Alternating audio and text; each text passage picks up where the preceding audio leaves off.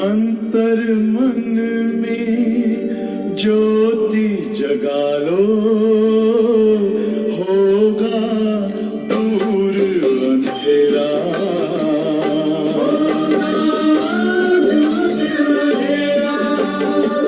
शिव का कर लो ध्यान, आ रहा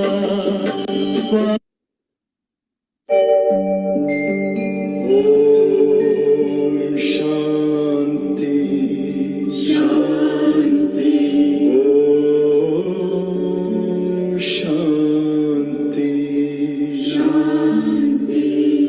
अंतर मन में ज्योति जगा लो, होगा दूर अंधेरा।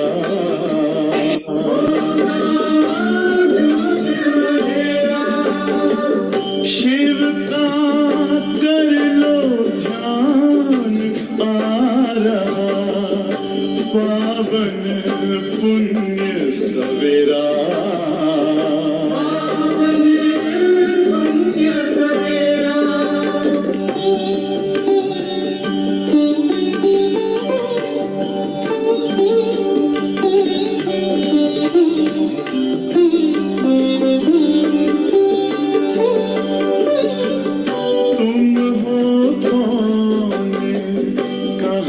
से आए अपने आप को जानो, राजयोग के द्वारा अपना परम पिता पहचानो। इसी राजपथ पर चलकर पालो अपना बसेरा।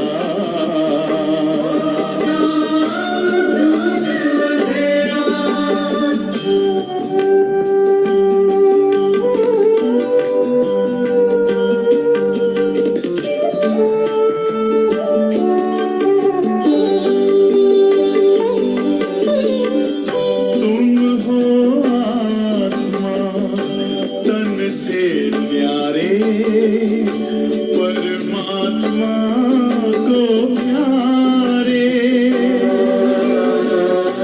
दिव्य गुणों को धारण करके योगी बनो दुलारे।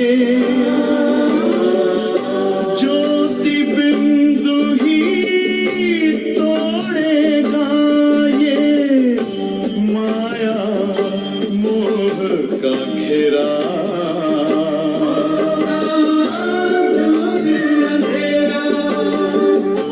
अंतर मन में ज्योति जगा लो, होगा दूर अंधेरा।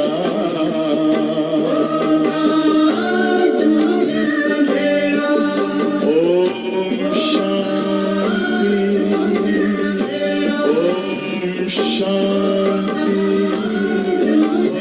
ओम शांति।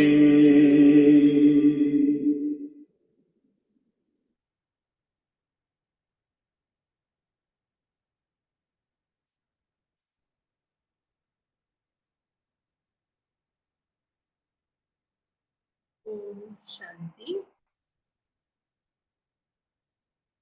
आज 19 तारीख आहे।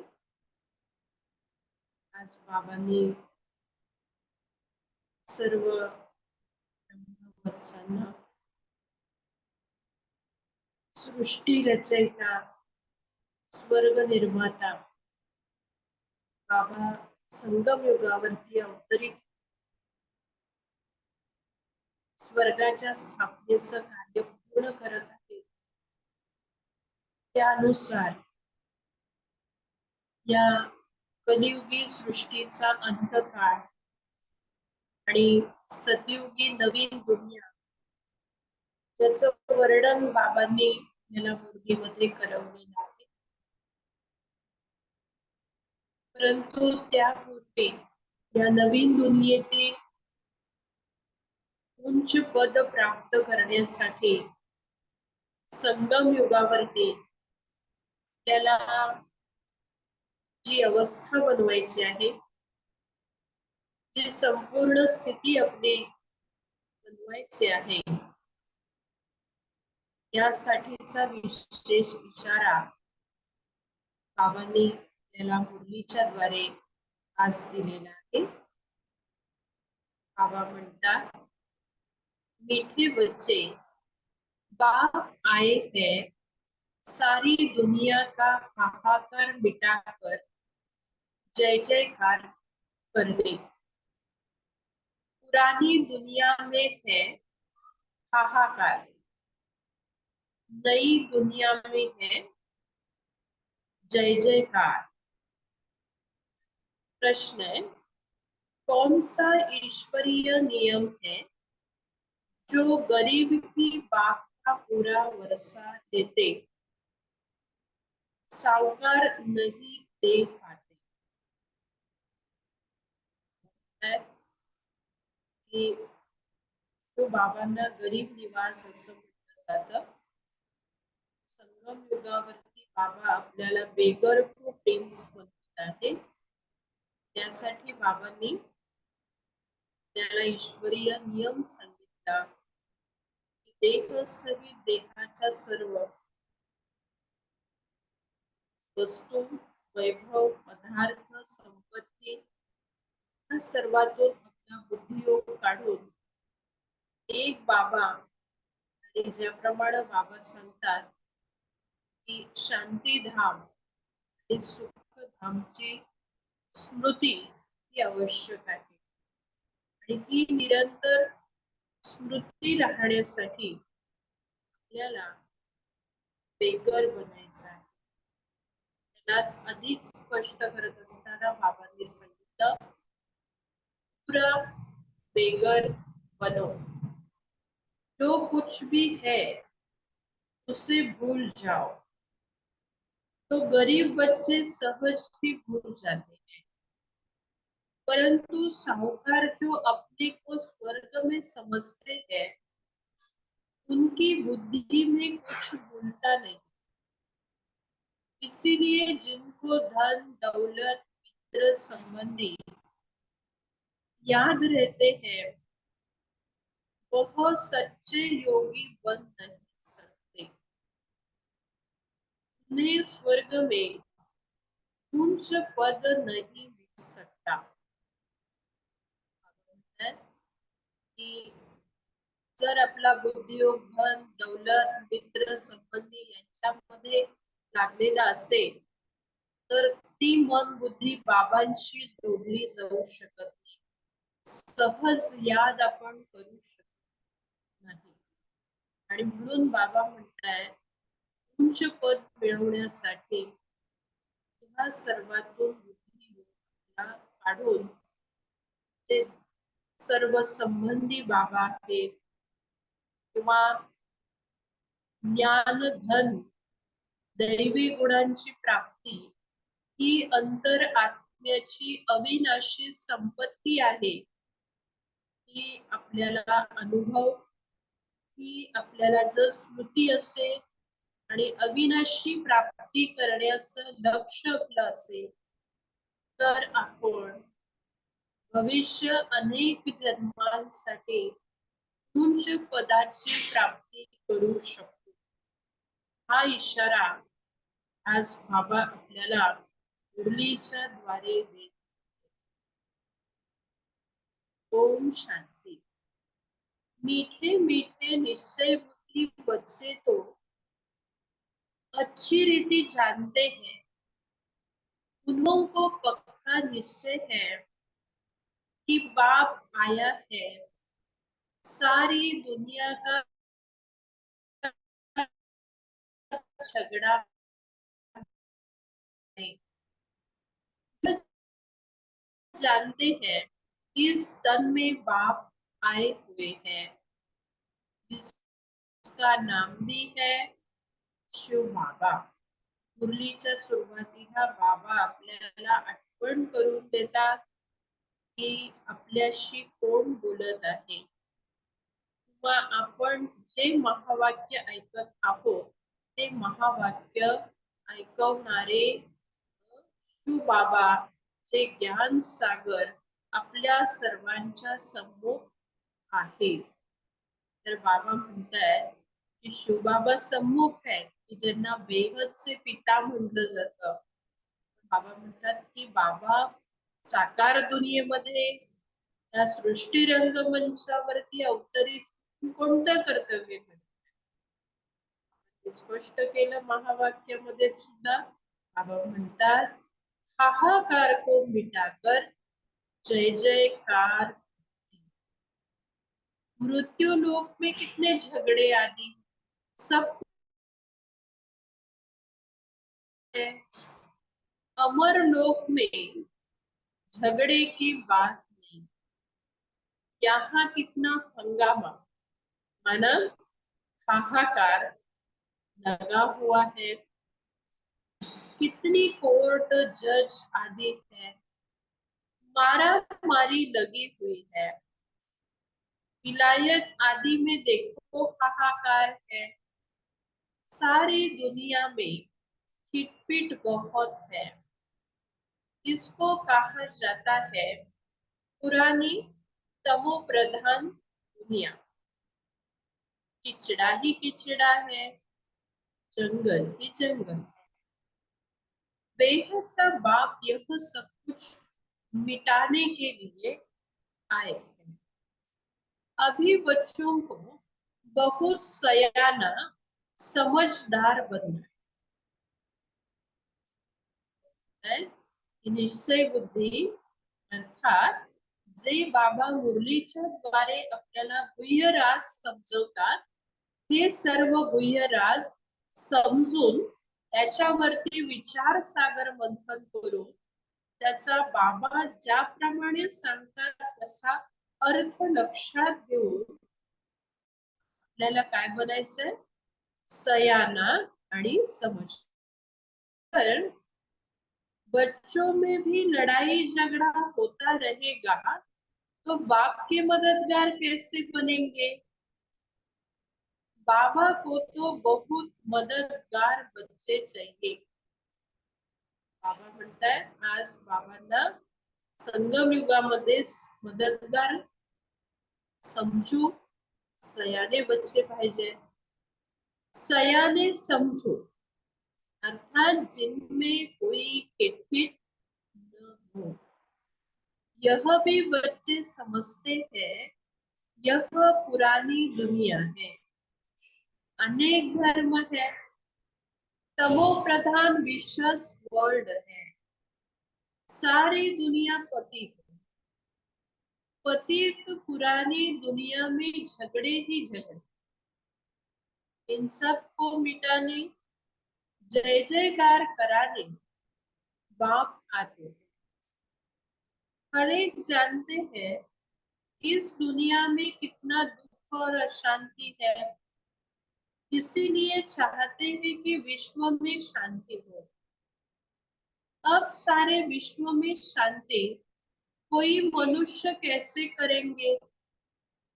बेहद के बाप को टिक्कर वितर में लगा दिया. म्हणताय सर्वव्यापी म्हणलेला आहे. आणि त्यामुळं हा प्रश्न किंवा हा विश्व शांतीचा जो विषय आहे हा मनुष्यांना समजू शकत नाही की खऱ्या अर्थानं संपूर्ण विश्वभरामध्ये शांती ही 2500 वर्षांसाठी होती आणि ती शांती शांती सागर परमपिता परमात्मा शिव बाबांनी स्थापन केलेली आहे. यह भी खेल है तो बाप बच्चों को समझाते हैं अब खड़े हो जाओ, बाप के मददगार बनो, बाप से अपना राज्य भाग्य लेना है. कम नहीं अथाह सुख है. बाप कहते हैं मीठे बच्चे ड्रामा अनुसार तुमको बेहद का बाप पद्म पदम भाग्यशाली बनाने आया है. बाबांना आपण संगम युगामध्ये मदतगार बनलो, सहयोगी बनलो, तर आपण कल्पकल्पांतरासाठीचे पद्म भाग्यशाली बनू शकतो. बाबा आपल्याला असं बनवण्यासाठी आलेले आहे. भारत में यह लक्ष्मी नारायण राज्य करते थे। भारत स्वर्ग था। स्वर्ग को ही कहा जाता है वंडर ऑफ वर्ल्ड। त्रेता को भी नहीं कहेंगे। ऐसे स्वर्ग में आने का बच्चों को पुरुषार्थ करना चाहिए। पहले पहले आना है। बाबा आपलं स्पष्ट लक्ष सुद्धा स्पष्ट करत आहेत की आपण ज्ञान मार्गामध्ये चालत असताना आपलं कोणतं एम ऑब्जेक्ट आहे जे आपल्याला सदैव आठवायचंय आणि त्यानुसार आपण आपल्यामध्ये धारणा आणि दैवी गुण हे आणायचे आहे. तर बाबा म्हणतायत की स्वर्गामध्ये सुद्धा पहिले पहिले म्हणजे 111 किंवा आदीमध्ये येणं हे महत्वाचं आहे आणि त्यासाठीचा आपला पुरुषार्थ त्या अनुसार असला पाहिजे. बच्चे चाहते भी है हम स्वर्ग में जाए, लक्ष्मी व नारायण बने। अभी इस पुरानी दुनिया में बहुत हाहाकार होनी है। अंत समयाचा जो काही विनाशाचं दृश्य आहे त्याचं वर्णन बाबा सांगतात. रक्त की नदियां बहनी है, रक्त की नदियों की बात होती है। घी और दूध की नदियां, उनको कहते हैं क्षीर सागर। यहाँ भी बड़े तालाब बनाते हैं।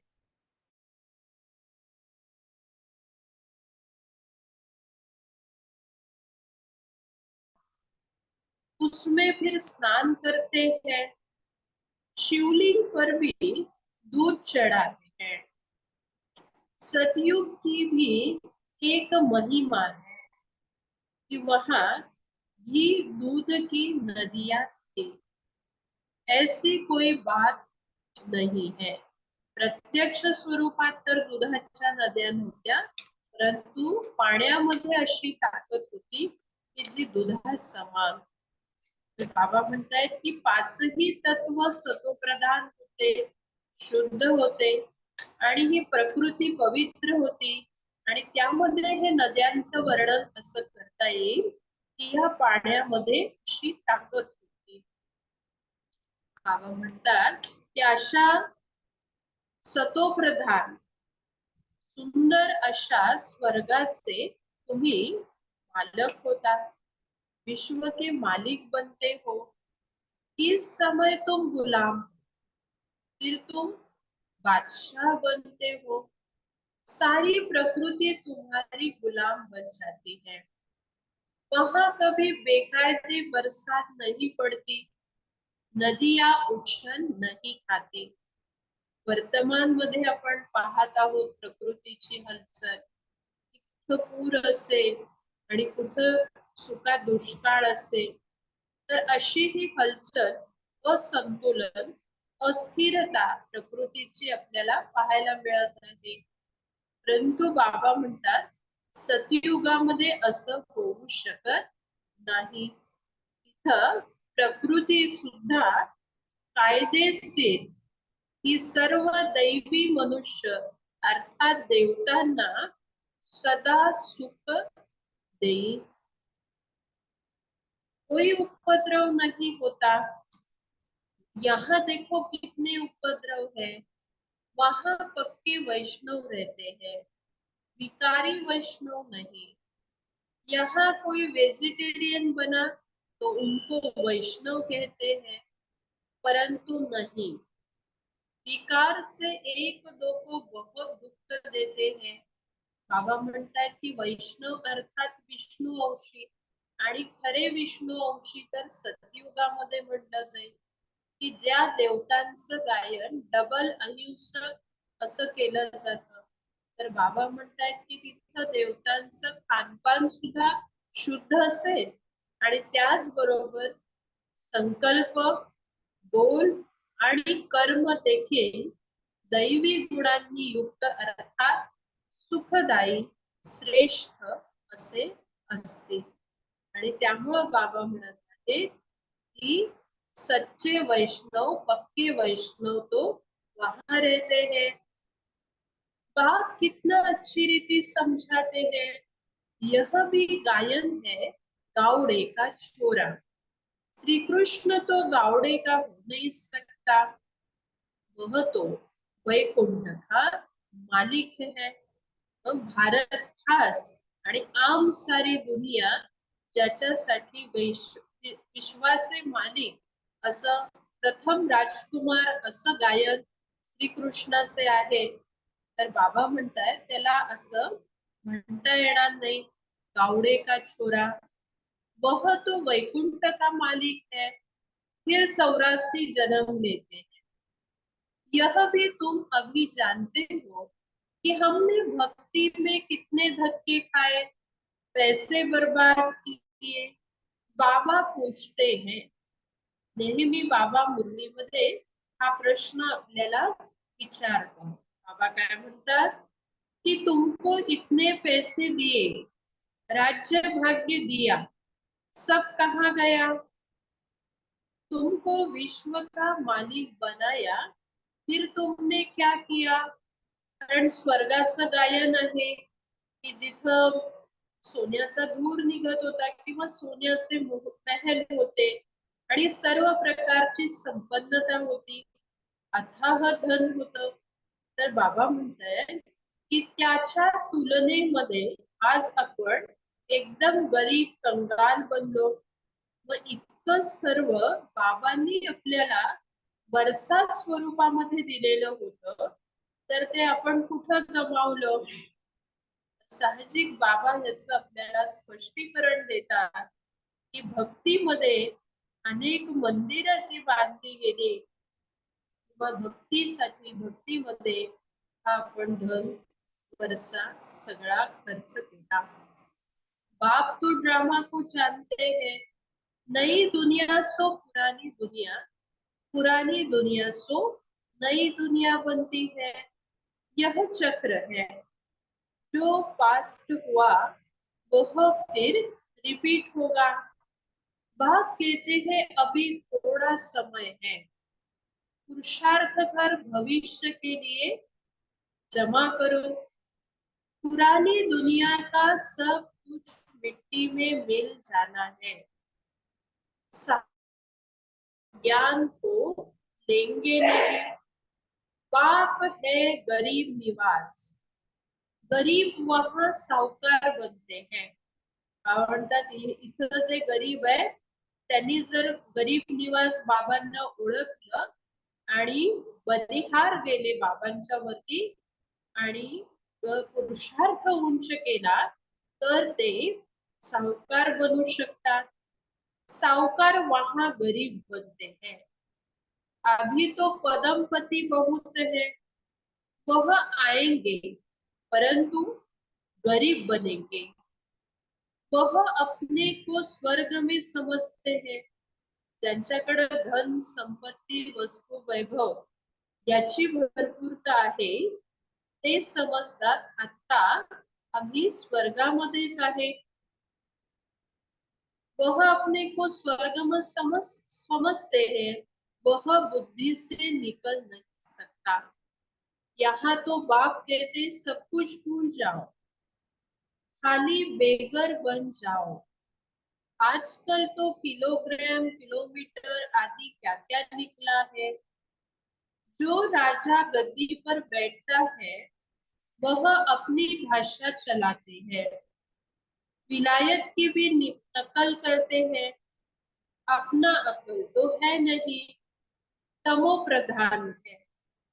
अमेरिका आदि में विनाश की सामग्री में देखो कितना धन लगाते हैं, एरोप्लेन से बॉम्ब आदि गिराते हैं, आग लगनी है। बच्चे जानते हैं बाप आते ही है विनाश और स्थापना कराने। तुम तुम्हारे में भी समझाने वाले सब नंबरवार है।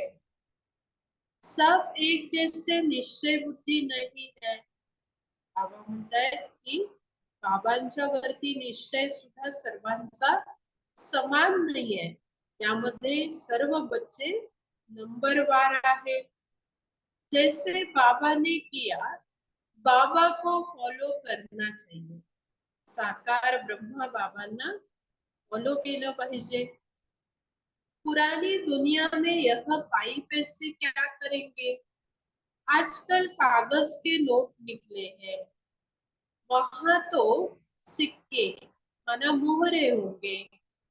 सोने के महल बनते हैं तो सिक्कों का वहां क्या मूल्य है?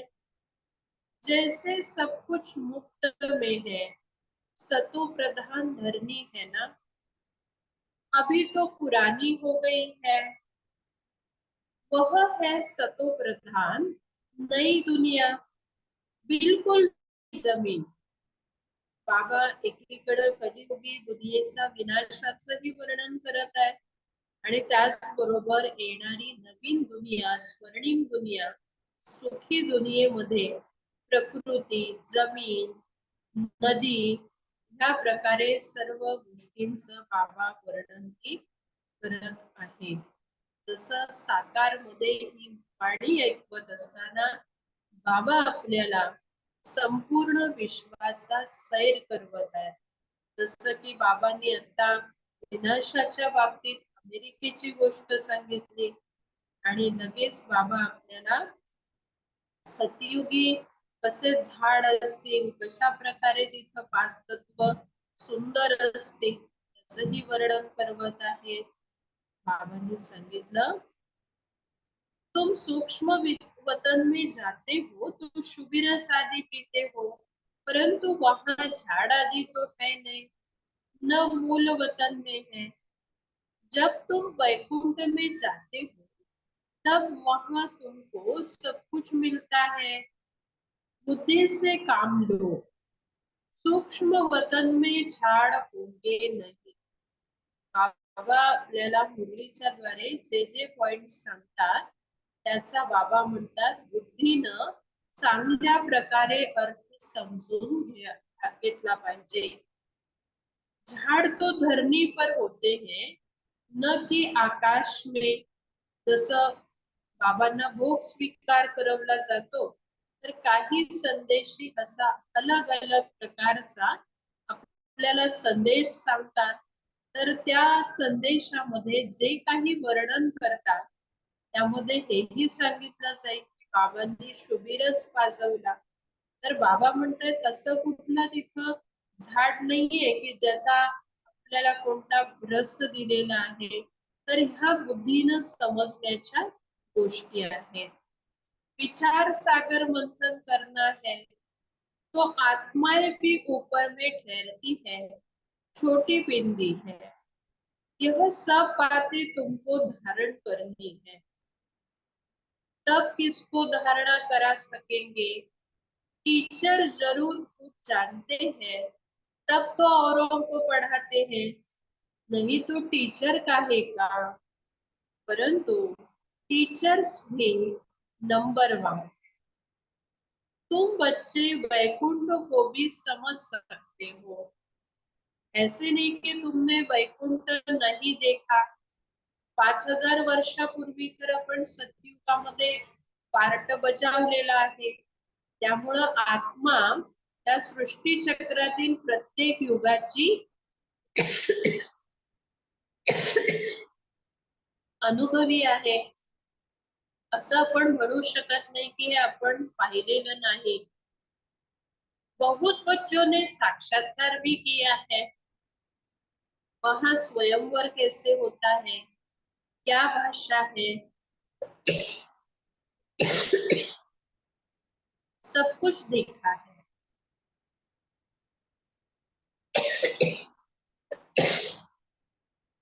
पिछाड़ी में भी तुम साक्षात्कार करेंगे, परंतु करेंगे वही जो योग युक्त होते। काय म्हणत आहे की अंत समयाला येणाऱ्या नवीन दुनियेचे साक्षात्कार बाबा करवतील, परंतु साक्षात्कार सुद्धा कोणाला होऊ शकतील? जे योग युक्त असतील। बाकी जिनको अपने मित्र संबंधी धन दौलत याद आते रहेंगे, वह क्या देखेंगे? बुद्धियोग स्थूल दुनियेशी जर लागलेला असेल तर बाबा म्हणतात की असे भविष्य जी दुनिया स्वर्णिम दुनिया आहे त्याचे साक्षात्कार हे होऊ शकत नाही। सच्चे योगी ही अंत तक रहेंगे, जिन्हों को बाप देख खुश होंगे। फूलों का ही बगीचा बनता है, बहुत तो 10-15 वर्ष रहकर भी चले जाते हैं, उनको कहेंगे अख के फूल। बड़ी अच्छी अच्छी बच्चियां जो मम्मा पापा के लिए भी डायरेक्शन ले आती थी, ड्रिल कराती थी, वे आज नहीं। यह बच्चियां भी जानती है और बाप दादा भी जानते हैं की माया बड़ी जबरदस्त है। बाबा म्हणतायत मायेचं रूप हे अंत समयामध्ये अधिक विक्राळ होत चाललेलं आहे आणि त्यामुळं माया जरूर मुलांना हैराण करते आणि जे जितके तीव्र पुरुषार्थी पहलवान बनतात त्या स्वरूपात शक्तिशाली बनून माया ही पेपर स्वरूप समोर येत आहे। म्हणून बाबा म्हणतायत की आपल्याला योगयुक्त आणि खबरदार सावध स्थितीमध्ये राहायचं आहे। कारण सांगितलं बाबांनी यह है माया से गुप्त लड़ाई, गुप्त तू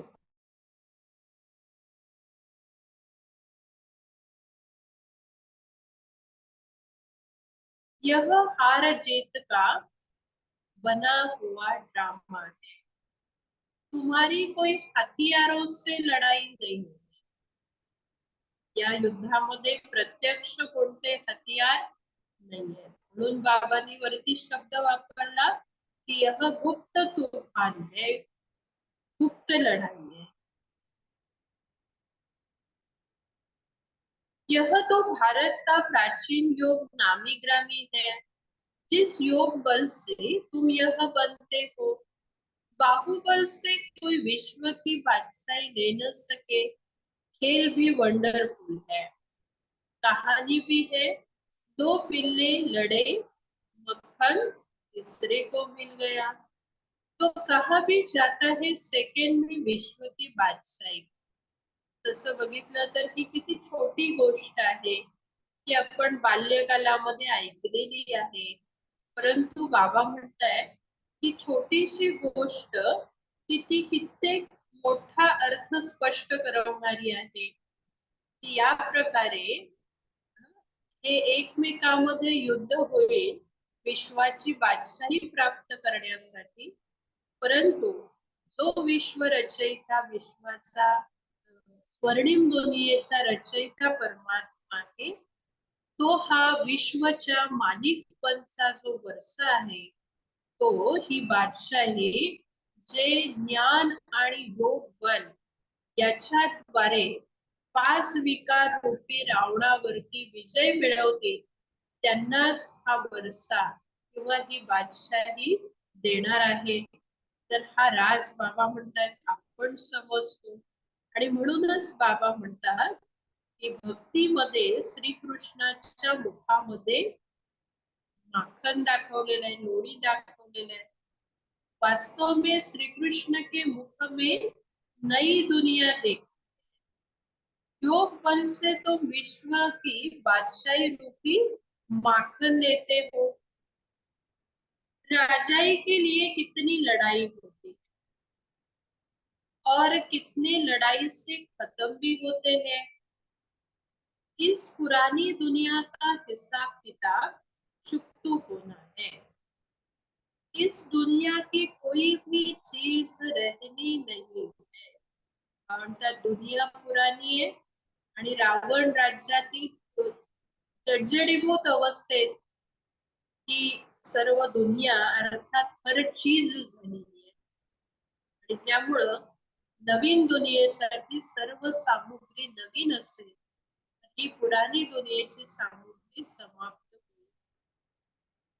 पाप की श्रीमत थे बच्चे पियर नोविन, सी नोविन, रॉक नोविन, उन्होंने बंदरों का एक चित्र बनाया है, आजकल तो मनुष्यों का भी बना है। आगे चीन की तरफ से हाथी की दांत की चीजें आती थी, चूड़ियां भी कांच की पहनते थे। यहाँ तो जेवर आदि पहनने के लिए नाक कान आदि छेदते हैं। सतयुग में नाक कान आदि छेद करने की जरूरत नाही. तेवढंही सूक्ष्म दुःख तिथं आत्म्याला प्राप्त होणार नाहीये. त्यामुळं बाबा म्हणतायत की ह्या सगळ्या कलियुगी चालीरीती आहेत, परंपरा आहे, पद्धती आहे. यहाँ तो माया ऐसी है जो सबके नाक कान काट लेती है.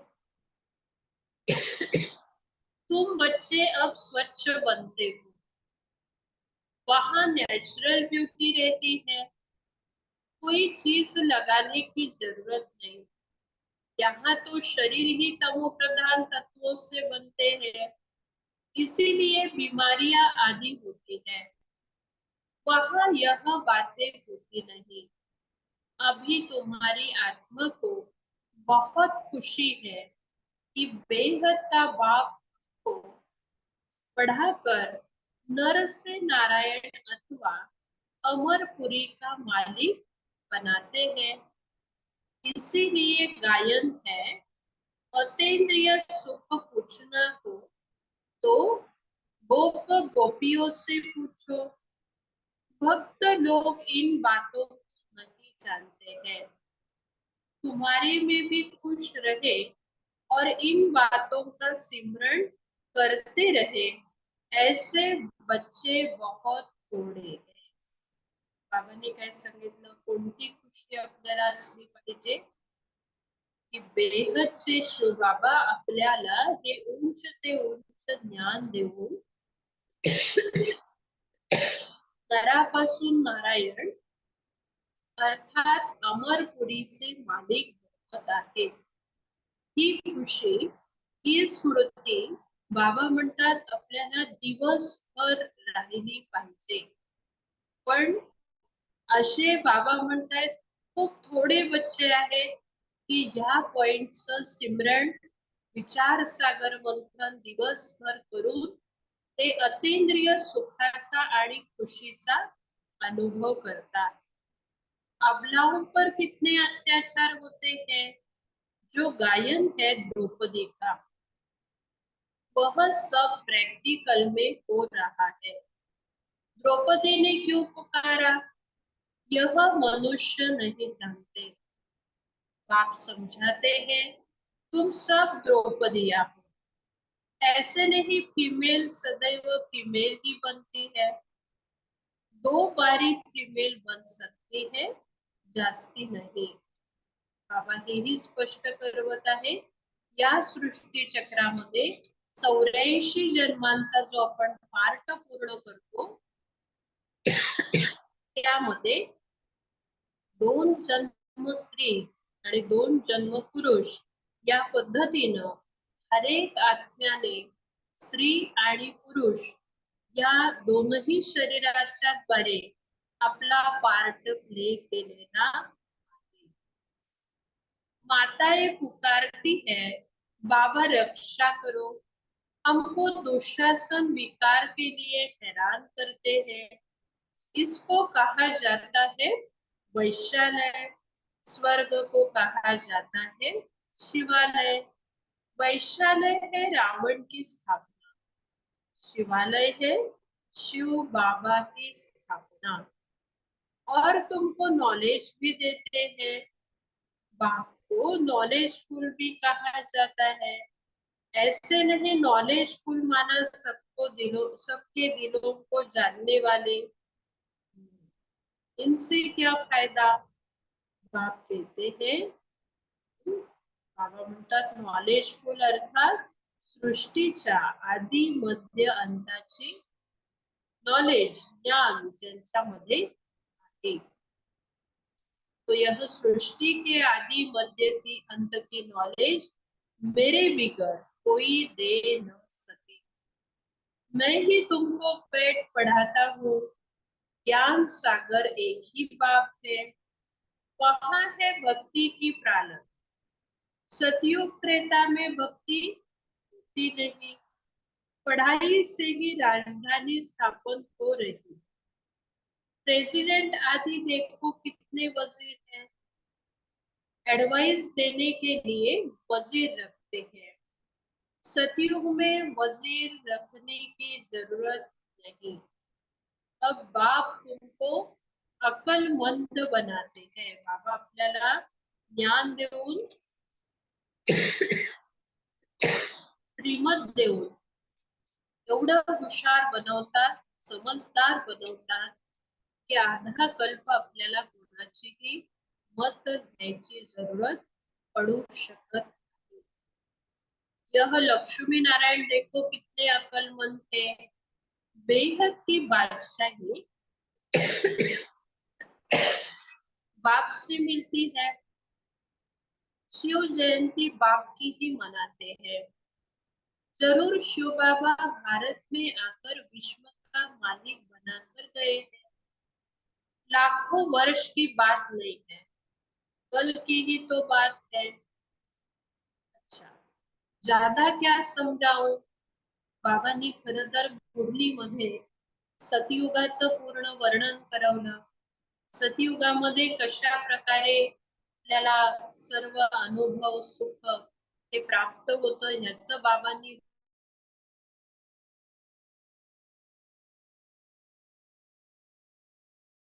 आणखीन काय बाबा आपल्याला याच्या व्यतिरिक्त सांगतात? बाकी तर हेही स्पष्ट बाबांनी सांगितलं की आपली योगयुक्त अवस्था असेल तर आपल्याला या सर्वाचे साक्षात्कार सुद्धा होते आणि आपण अनुभव करू की आपण किती पद्मापदम भाग्यशाली आहोत। तर यासाठी बाबा म्हणतात नाश नाम मन मना भव, निरंतर याद मध्ये राहा, यादची मेहनत करा।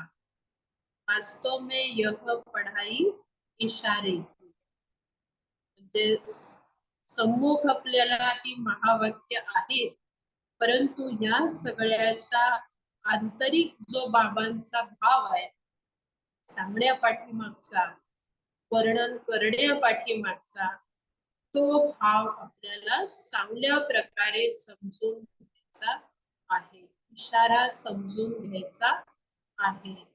हे बाबा आपल्याला मुरलीच्या शेवटला स्पष्ट करवतात। अच्छा, मीठे मीठे सिकिंदे बच्चों प्रति माता पिता बाप दादा का याद प्यार और गुड मॉर्निंग। रूहानी बाप की रूहानी बच्चों को नमस्ते।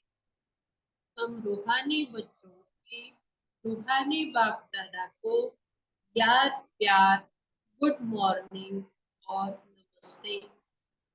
धारणा के लिए मुख्य सार पहला पॉइंट, बाप का पूरा पूरा मददगार बनने के लिए सयाना समझदार बनना है। अंदर कोई खिटपिट न। दूसरा पॉइंट है स्थापना और विनाश के कर्तव्य को देखते हुए पूरा निश्चय बुद्धि बन बाप को फॉलो करना है। पुरानी दुनिया के पाई पैसे से बुद्धि निकाल पूरा बेगर बनना है। मित्र संबंधी धन दौलत आदि सब कुछ भूल जाना है। संगठन में रहते सबके स्नेही बनते, बुद्धि का सहारा एक बाप को बनाने वाले कर्मयोगी भव। कोई बच्चे संगठन में स्नेही बनने के बजाय न्यारे बन जाए, डरते हैं कि कहीं फंस न जाए, इससे तो दूर रहना ठीक, लेकिन नहीं, एक ही जन्म परिवार में रहना है।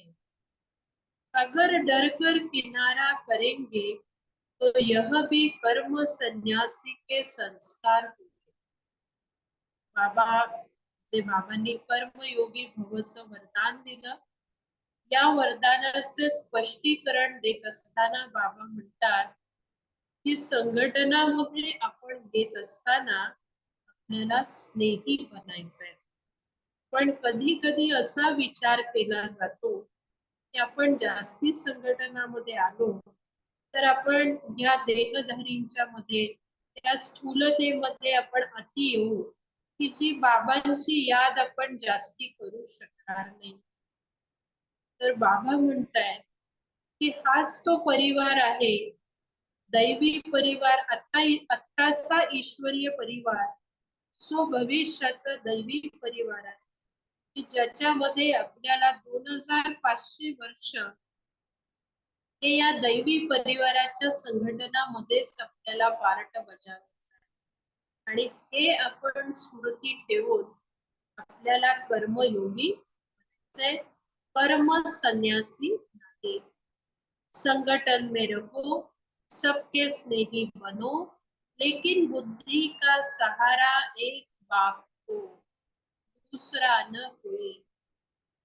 बाबा म्हणतायत की आपल्याला अशा प्रकारे योगयुक्त आणि स्नेही बनवून संघटनामध्ये यायचं आहे. बुद्धि को कोई आत्मा का साथ, गुण व कोई विशेषता आकर्षित न करे, तब कहेंगे कर्म.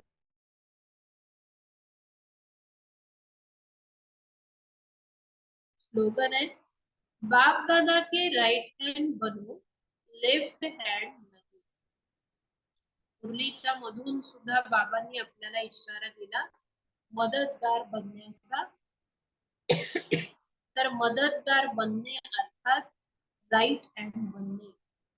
विघ्न स्वरूप न बनता आपल्याला यज्ञाचे, बाबांचे सहयोगी, मदतगार बनायचे आहे. ओम शांती.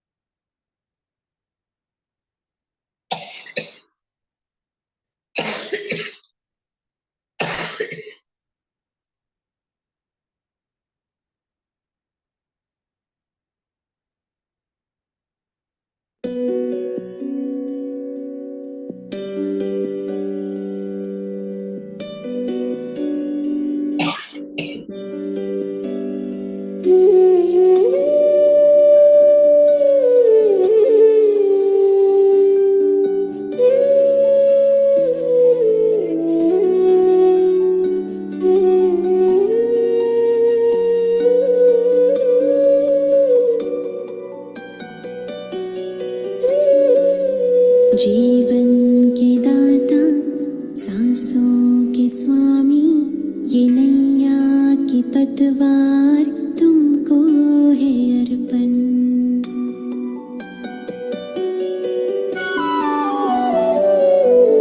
जीवन के दाता, सांसों के स्वामी, ये नैया की पतवार तुमको है अर्पण.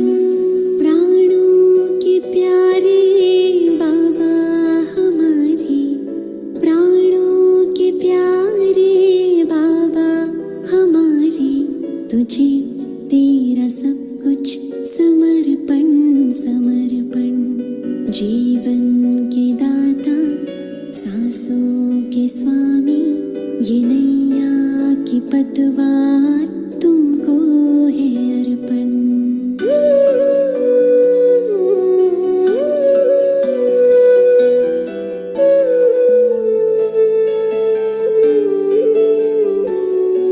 सदा की है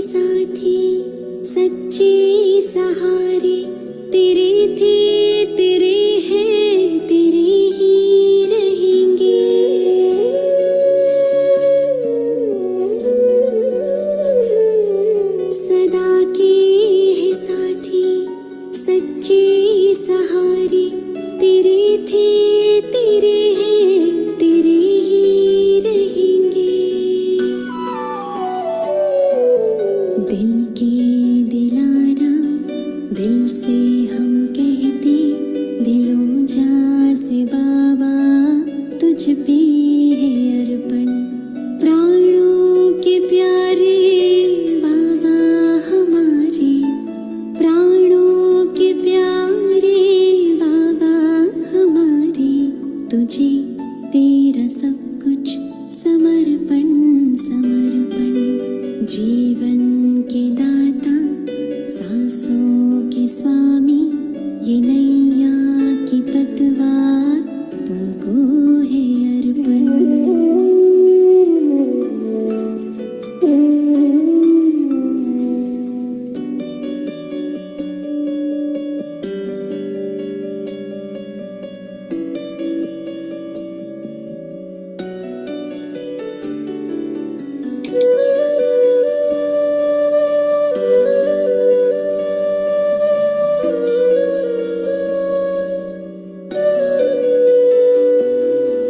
तू आश विश्वास बल है भरोसा, तू बाबा संसार साकार सपना। अगर टूटती सांस काम आए तेरी, अहो भाग्य जीवन बने धन्य अपना। यही एक अरमा है दिल में हमारे, कि हम में दिखे